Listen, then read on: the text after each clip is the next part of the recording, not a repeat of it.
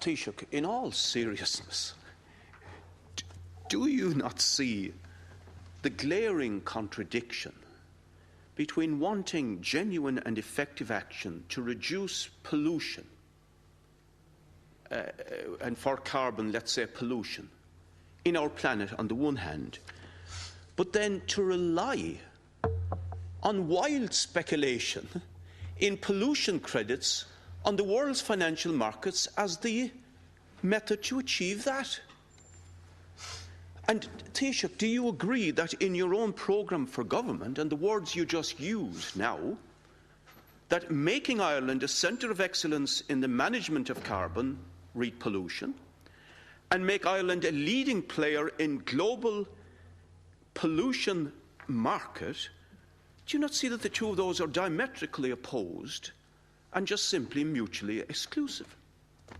Do you not find it incredible that carbon credits, in other words, the right and the licence to pollute, are the subject of massive speculations by hedge funds and other sharks on the financial markets, that it is beyond belief that the same institutions, sharks and charlatans, that brought the economies of the West to destruction over the last 3 years as a result of wild financial gambling, that they are entrusted with this alleged method to reduce pollution.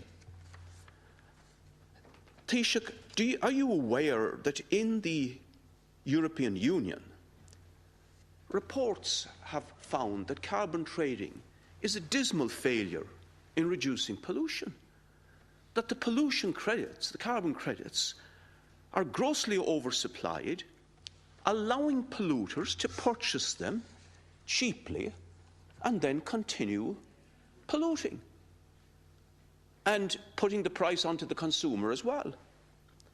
And finally, are you not aware that in the European Union there has been massive fraud in pollution credits speculation, where European taxpayers have been swindled out of billions by fraudsters in this so-called market? So can I ask you, will you change the policy? Go with the first one of excellence in regard to the reduction of pollution and environmental management, but not through the method of the madness of the markets? Thank you. Well, what I said to you, Deputy, was that the initiative that I referred to seeks to build upon the reputation of the IFSC and to, as a leading global financial centre, and to develop Dublin as a global hub for green finance. And I outlined the areas where green finance would be of importance and priority. The national policy has been laid out here since 2000 and 2007. The most recent strategy focused on the measures that would be required to achieve compliance with the first commitment period of the Kyoto Protocol, and on research and development of the measures necessary to reach the targets for 2020. As I said to Deputy Martin, Ireland's on course to meet its Kyoto targets through a combination of domestic emission reductions, supplemented by the use of carbon units, including units acquired through the protocol's flexible mechanisms. Ireland has very challenging emission reduction targets covering the 8 years from 2013 to 2020 in the sectors of the economy that are not part of the European emissions trading sector. The Minister for the Environment published a review of national climate policy on the 3rd of November and signalled his intention to set out a roadmap for national low carbon ratings, which will provide an opportunity to present a vision, at least for the period up to 2050, in which climate policy is going to have to be mainstreamed across every policy area.